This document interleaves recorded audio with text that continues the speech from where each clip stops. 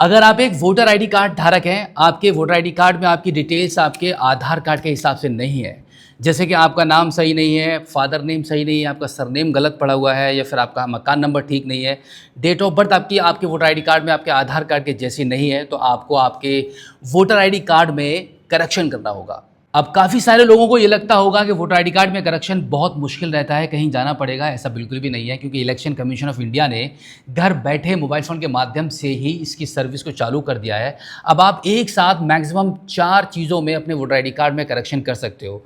तो अभी मैं आपको लेके चलता हूँ मोबाइल फ़ोन की स्क्रीन पर, जहाँ पर मैं आपको कंप्लीट स्टेप बाय स्टेप आसान तरीके से बताने वाला हूँ कि आप घर बैठे बिल्कुल फ्री में ही अपने वोटर आईडी कार्ड में सुधार कैसे कर सकते हो। इसमें करेक्शन जो भी करना होगा डिटेल में बता रहा हूँ, तो वीडियो लास्ट तक जरूर देखिएगा, क्योंकि अब आपका ये जो वोटर आईडी कार्ड है वो अब इतना मामूली आईडी प्रूफ नहीं रहा है। यानी कि आप अब तक अपने आधार कार्ड को सब कुछ समझ रहे थे, but election commission of India ने इसका खेल ही बिल्कुल पलट दिया है। अब आपका जो वोटर आईडी कार्ड है वो सबसे अहम आईडी प्रूफ आपका बन चुका है। तो ये जो वोटर आईडी कार्ड है आपके आधार कार्ड से मैच होनी चाहिए, इसकी एक एक डिटेल्स, नहीं तो आपको फ्यूचर में काफ़ी बड़ी समस्याओं का सामना करना पड़ सकता है। तो अभी हम चलते हैं मोबाइल फ़ोन की स्क्रीन पर और जान लेते हैं कि आप अपने पहचान पत्र में वोटर आईडी कार्ड में करेक्शन कैसे करोगे। इसके लिए आप अपने मोबाइल फ़ोन के गूगल पर टाइप करेंगे वोटर सर्विस पोर्टल, और उसके बाद फिर यहाँ पे voters.eci.gov.in ये वेबसाइट आपको यहाँ पे मिलेगी। इस पर क्लिक करके इसको ओपन कर लीजिए। वेबसाइट के ओपन होने के बाद अब यहाँ पर आपको सबसे पहले क्या करना होता है, अब देखो अगर आप पहली बार इस पोर्टल पर आए हो तो यहाँ पे आपको सबसे पहले साइन अप करना होगा।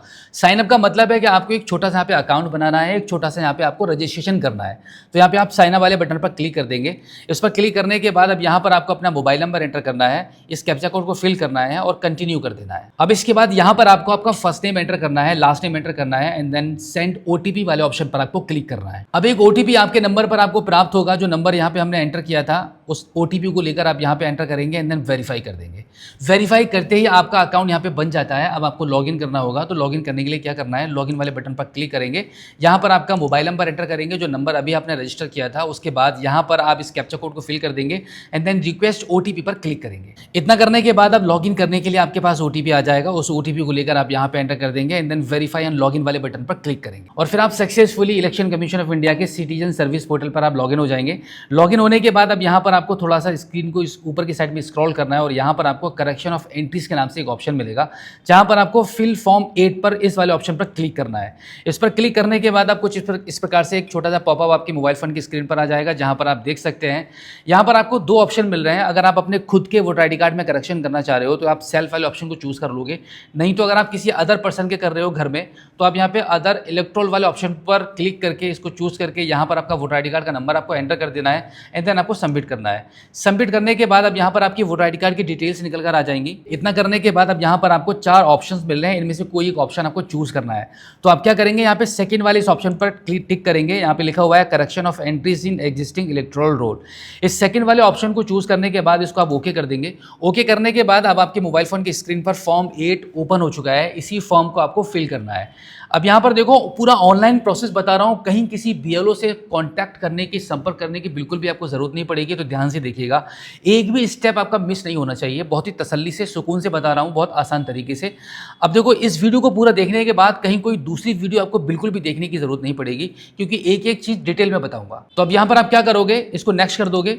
नेक्स्ट करने के बाद अब यहाँ पर आप एक बार देख सकते हो डिटेल्स में, यहाँ पर आपका नाम आ रहा है, आपका वोटर आईडी कार्ड का नंबर आ रहा है। अब देखो अगर आप चाहते हो कि आपके वोटर आईडी कार्ड पर आपका आधार कार्ड भी लिंक हो जाए, तो यहाँ पर आप क्या करेंगे, आधार नंबर वाले ऑप्शन को चूज कर लेंगे। यहाँ पर आपका आधार कार्ड का नंबर एंटर कर देंगे।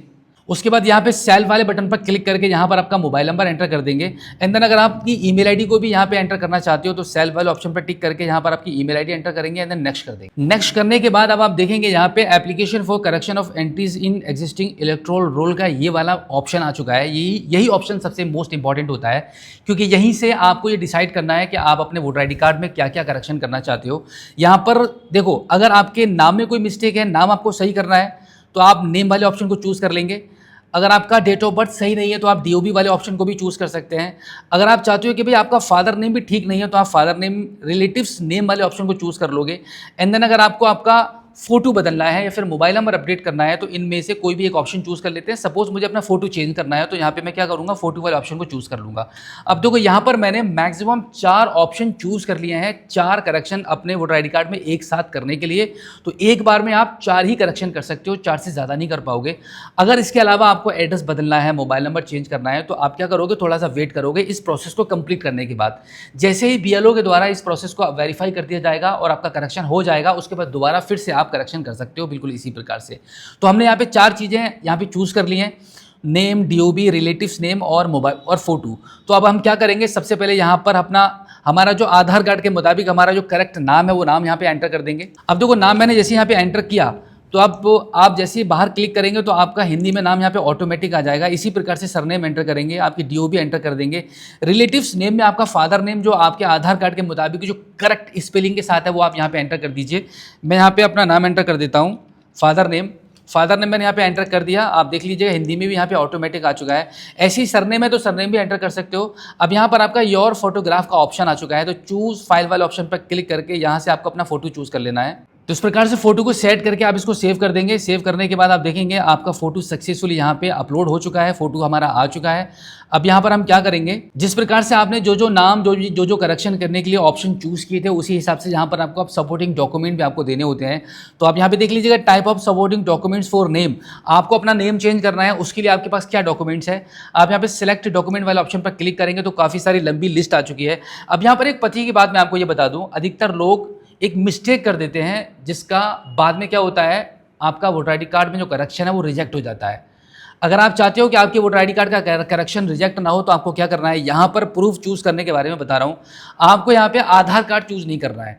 आपको यहाँ पर अगर आपका पैन कार्ड है तो पैन कार्ड चूज कर लीजिए, ड्राइविंग लाइसेंस चूज कर लीजिए, यानी कि आधार कार्ड के अलावा कोई सा भी ऑप्शन आप चूज कर सकते हैं।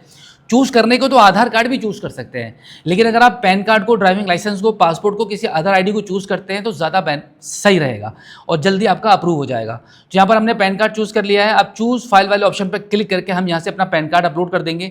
पैन कार्ड अपलोड करने के बाद अब यहाँ पर आपको डीओबी का प्रूफ भी देना होता है।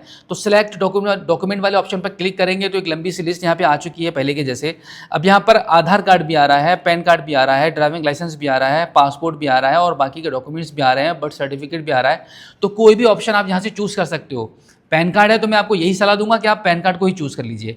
इस प्रकार से पैन कार्ड चूज करने के बाद अब यहाँ पे पैन कार्ड को अपलोड कर देंगे। एंड देन थर्ड ऑप्शन में आपको रिलेशन नेम के लिए आपको डॉक्यूमेंट देना है, क्योंकि आपने यहाँ पर अपना फादर नेम भी चेंज किया था। तो फादर नेम के लिए सिलेक्ट डॉक्यूमेंट वाले ऑप्शन पर क्लिक करके आपको अपना फादर नेम का भी प्रूफ देना है। अब देखो पैन कार्ड इतना कमाल का आईडी प्रूफ बन चुका है कि हर जगह पैन कार्ड आ रहा है, तो यहाँ से मैं पैन कार्ड को भी चूज कर लेता हूँ, क्योंकि पैन कार्ड पर भी फादर नेम होता है। नहीं तो आप यहाँ पे आधार कार्ड को भी चूज कर सकते हो। चलिए आधार कार्ड चूज कर लेते हैं, कोई नहीं। आप कहोगे कि आधार कार्ड तो चूज किया ही नहीं, जबकि आधार कार्ड का भी ऑप्शन है। यहाँ पर पैन कार्ड और आधार कार्ड दोनों अगर आप डॉक्यूमेंट चूज कर लेते हो तो बीएलओ खटाक से आपका ये पास कर देगा।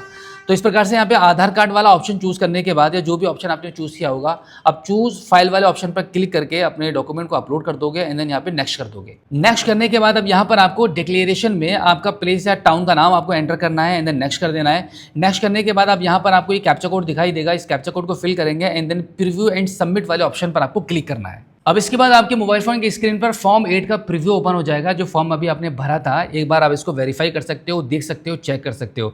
अगर आपको लगता है कि भाई आपके फॉर्म में कोई गलती हो गई है तो कीप एडिटिंग का भी ऑप्शन है, इस पर क्लिक करके वापस अपने फॉर्म पर आ जाओगे और जो भी गलती आपसे हो गई होगी उसको सुधार करोगे और दोबारा से आप यहाँ पे आ जाओगे।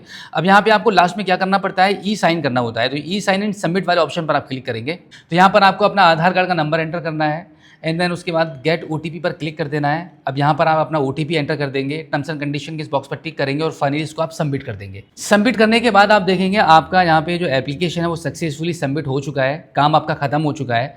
करेक्शन करने के लिए डिटेल्स अब बीएलओ के पास जा चुकी हैं। साथ ही साथ में आप स्क्रीन पर देख लीजिएगा एक रेफरेंस नंबर भी यहाँ पर आपको शो कर रहा है। अब चाहो तो आप इसका स्क्रीनशॉट लेकर अपने मोबाइल फ़ोन में रख लो, क्योंकि बाद में आप इसी रेफरेंस नंबर के थ्रू कभी भी इसका स्टेटस भी चेक कर सकते हो इसी पोर्टल पर आकर, ताकि आपको ये पता चल जाएगा कि भाई कहानी कहाँ तक आगे बढ़ी है।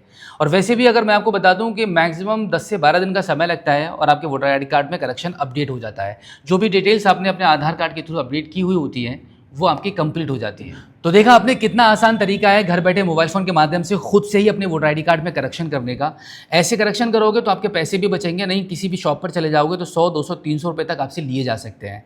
एक बार आपने ये वीडियो पूरा देख लिया तो आपका खुद का वोटर आईडी कार्ड खुद से आप करेक्शन कर सकते हो, खुद से आप उसमें सुधार कर सकते हो।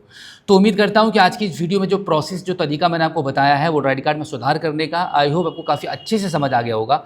इसी के साथ आपसे रिक्वेस्ट है कि इस वीडियो को देखने के बाद अपने तक मत रखना, कम से कम 10 लोगों में शेयर ज़रूर कर देना, ताकि आपके एक शेयर करने से किसी एक इंसान का तो भला हो पाए। तो फिलहाल आज की इस वीडियो में इतना ही। मिलते हैं आपसे किसी और एक अगली वीडियो में एक नई जानकारी के साथ, एक नई अपडेट के साथ और एक नए जोश के साथ। तब तक के लिए जय हिंद।